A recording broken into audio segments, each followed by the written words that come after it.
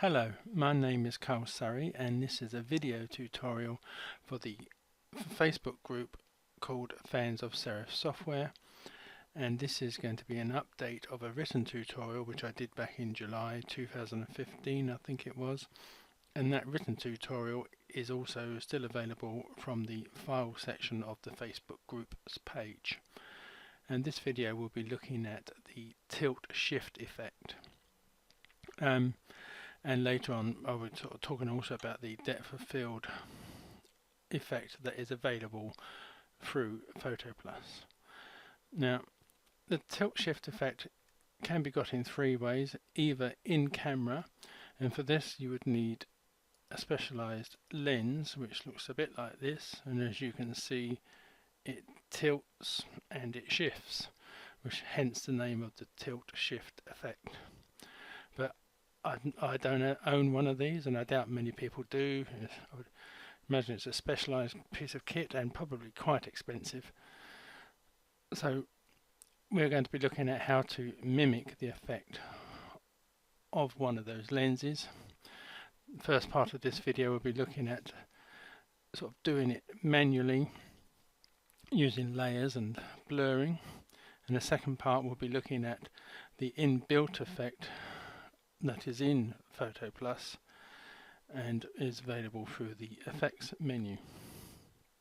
So to start off, the whole point of the tilt shift effect is to sort of highlight a certain area of a picture, and in my case it's going to be this picture that I got off a free image site called pixabay.com, and it is of a village called Haustedt, which I believe is in Austria.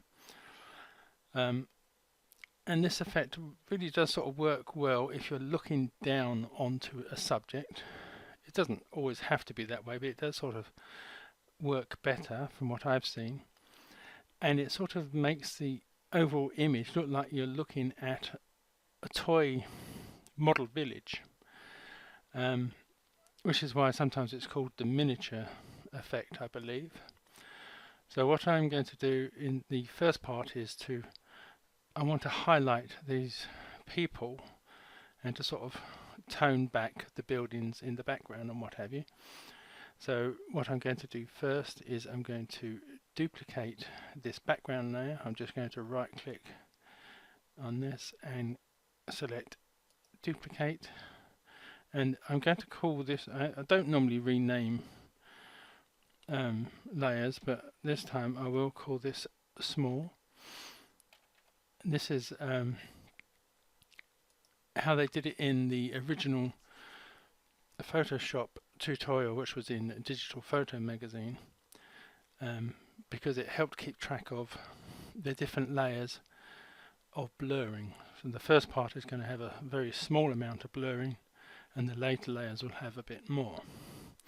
So we now have the background layer and the small layer, and to this small layer I need to add a layer mask.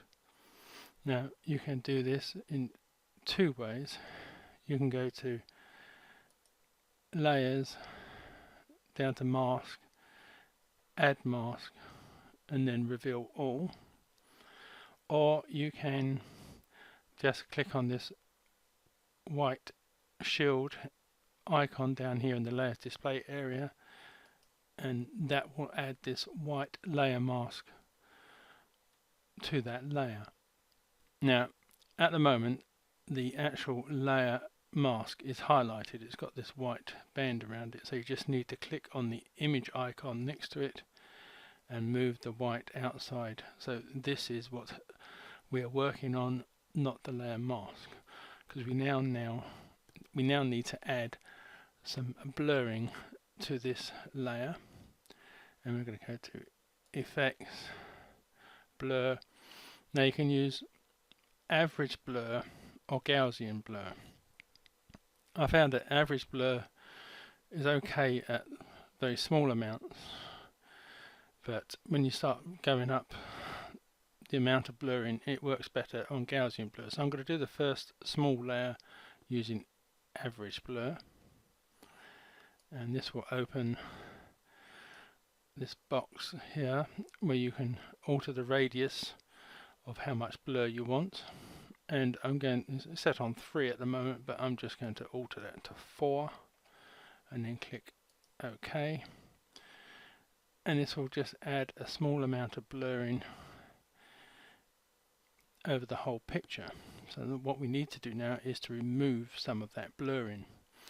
Now to do that we need the brush tool, and you can either get that by just pressing B on the keyboard or selecting the paintbrush tool from these icons down the left here. And when you click on that, you have the brush options up here, which I will come back to in a minute. But you also need to make sure that black is your foreground color. If it isn't at the moment, you can just click on this little icon underneath these 2 boxes up here, which will reset the colors.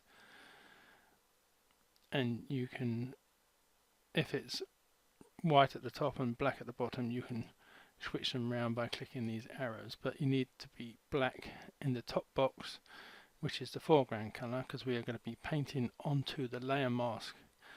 So where you paint the black onto the layer mask, it will take away the blurring effect. So we now need to move the white outline from the image to the layer mask. So click on the layer mask, and now we need to come to the settings for the brush. Now you need opacity of 100%, a flow rate of 100%. The size, I will lower the size down to around the 100 mark, maybe a bit more than that. It's a bit, it will depend on your particular image. That's a bit better. And you need a soft edged brush. If you click inside this white box next to the word brush, the brush options come up, and you can alter the hardness. At the moment mine is soft edge, so it's on 0. Yours might be up here on 100 if you've got a hard edge brush. So just drop it down to 0 and click OK, and you will have a soft edged brush. Now all you need to do now is to click, hold down and paint onto your layer mask, which no, see that is switched. I don't know why it did, but it switched from black to white. It was set on black, but I'll just reset it back to black and then start painting in this area I want to take the blur away from. And as you can see in this layer mask, you now got a little bit of black showing where I've painted. So what I'm going to do is I'm going to go over all of the people in the picture so they're not blurred. Now doing this way, you are is a much more sort of targeted approach to this sort of effect, whereas using the inbuilt effect of PhotoPlus like we're going to do later, it is a lot less targeted. It's a sort of more general effect. So if you want a more targeted effect, this would be the way to do it. So as you can see, I'm just taking all the blur or the slight blurring away from this plaza or cul-de-sac or whatever you want to call it, and all the people in it. I'm not really touching any of the houses. Right, I think that will do. I think I've got a couple of it I've missed. Going by the black area here, there's a bit down here. That's it, I've got it. All the last of the white in that area has gone. So that is the first layer complete. So now what I'm going to do, I'm going to right click on this layer and I'm going to select duplicate, and this time I'm going to call it middle.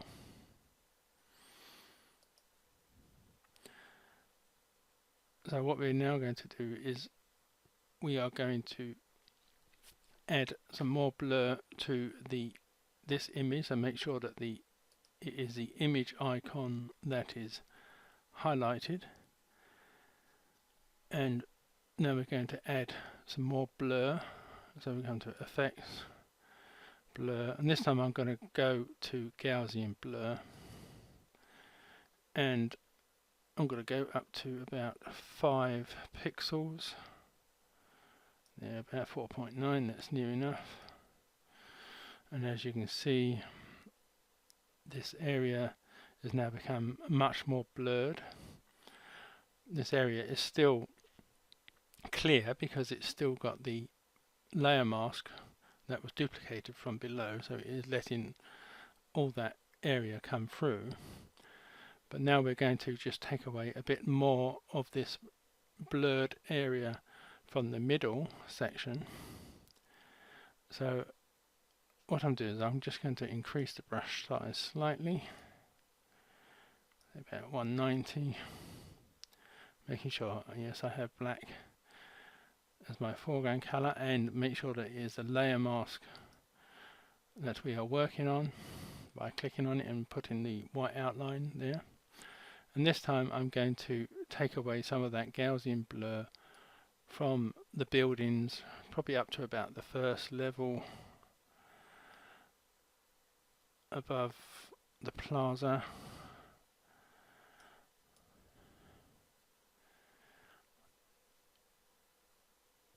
So I'm going from like no blur, a little bit of blur, to a bit more blur, if that sort of makes sense. I mean, how much you decide to take away from your particular picture is really up to you, and what looks best, what you think works best. Right. And the thing about doing this in layers, you can always go back and take a bit more of the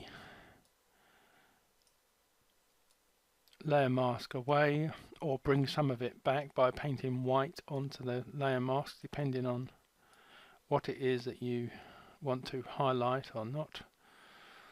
There we go. I think that's getting pretty close to being all of that. Yes, I'll leave that at that. And I will now right click this layer and select duplicate, and this time I'm just going to call it large. Okay. Again, click and highlight the image icon just to make sure that that is what we're working on, and we are now going to add even more blur. And again, I'm going to go for Gaussian blur, and this time I'm going to blur it up to about 9 or 10. Yeah, 10, that would do. So as you can see, this is even more blurred than before. So like before, what I'll do is I will click on the layer mask to make sure that that is what we are now working on. I will increase my brush size a bit more. That's quite big. And then I will just start taking away maybe the upper layers of these buildings from the layer mask.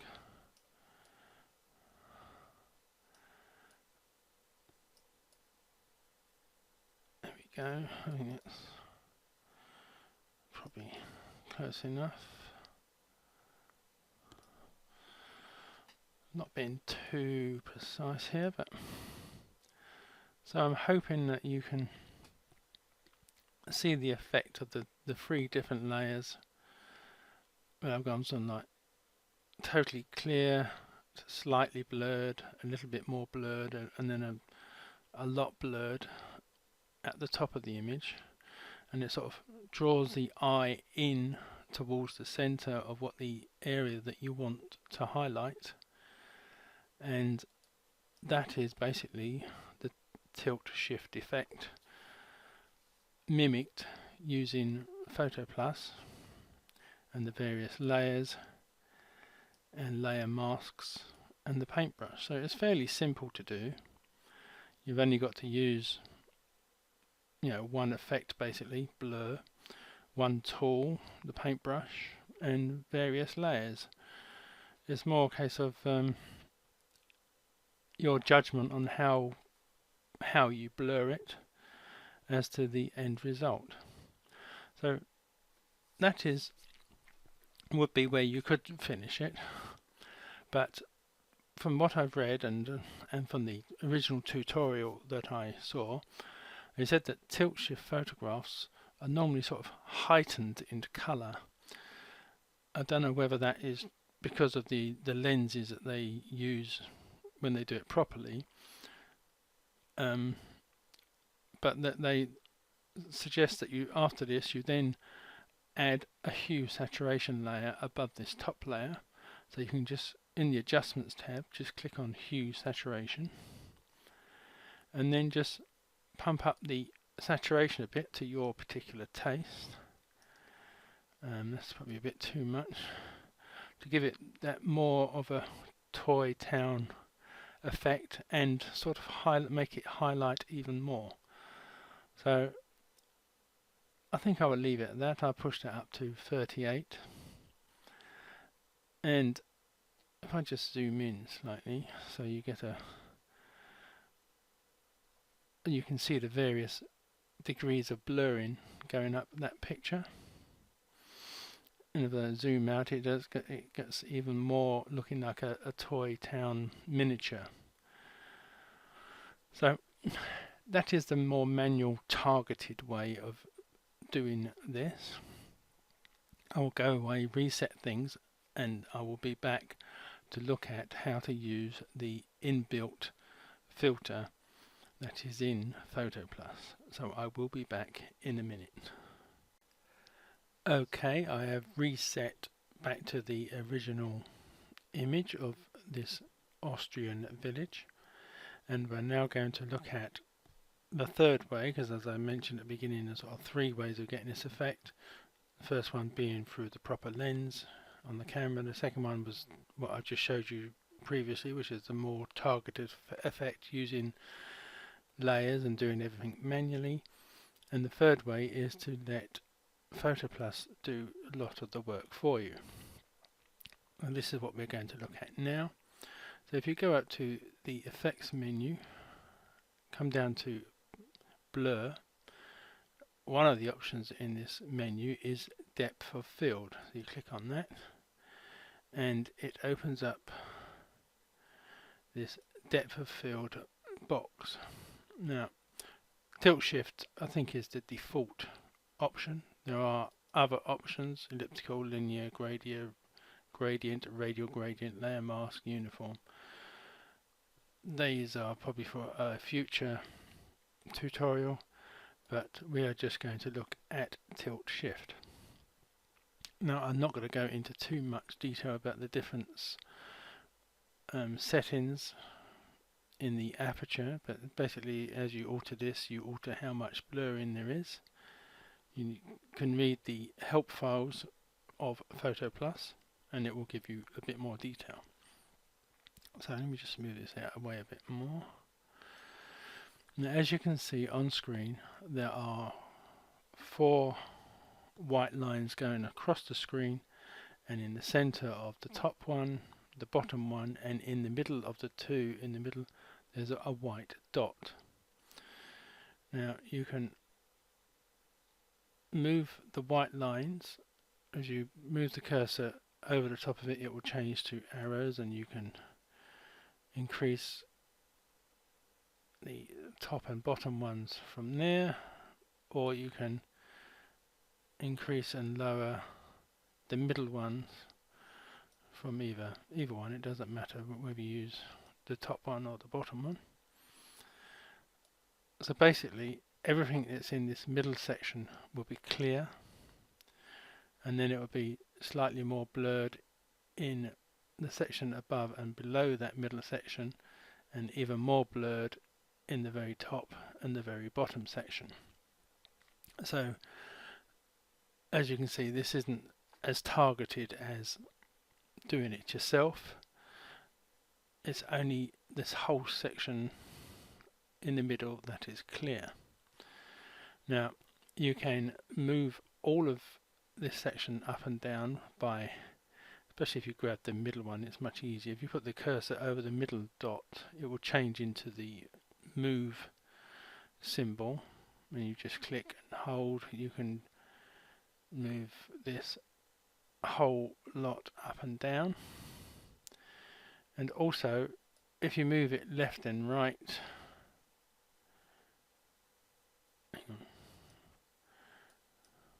no, if you grab the top one or bottom one and move it left and right, you can tilt the whole effect to as you want it. So what I'm going to do is I'm going to grab hold of the middle one and I'm going to put it in the center of the plaza, and then I'm just going to open up this middle section a bit. Let me just straighten this up a bit more. So as you can see, the whole middle section is now clear. You've got a slight blurring there and there at the bottom, and much more blurring at the top, and you can't really see the bottom bit here. This effect, I mean, this is probably not the best picture for this more general tilt shift effect, because you're not getting the details at the bottom, because the area that I wanted to target is mainly at the bottom and not sort of helpfully in the middle. Now what I will do is I will just increase the radius option up from 10 up to about 20, and as you can see, the top area is even more blurred than it was before. It doesn't really affect too much the middle blurring section. I could raise this up slightly so a bit more of those houses are clearer. So I'm not going to tinker with the other settings. I will leave that for you to mess around with and check out for yourself. But what I will do is, much like I mentioned before in the other one, I'm going to up the saturation of the colours to give it that more proper tilt shift effect, and I'm also going to just nudge up the clarity slightly, and it will affect mainly the clarity of that middle section.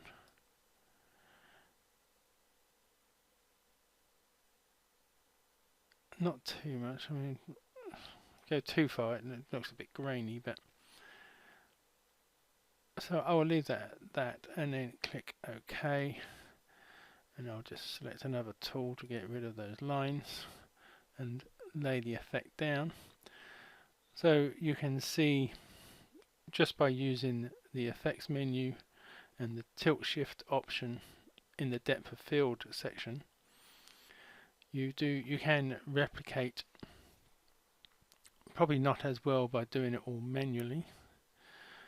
And if I zoom in a bit, I mean, you could probably say, for example, if you cropped that to that sort of size,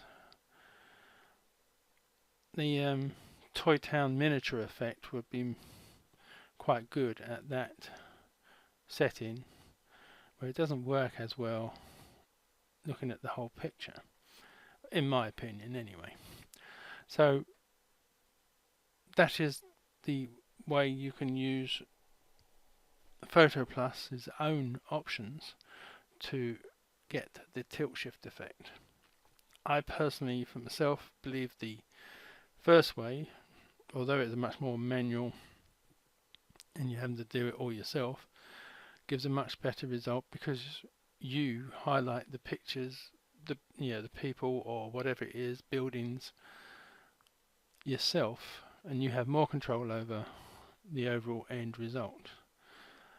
Either way, I hope you have enjoyed this and you have learnt something from this, and thank you for watching, and goodbye.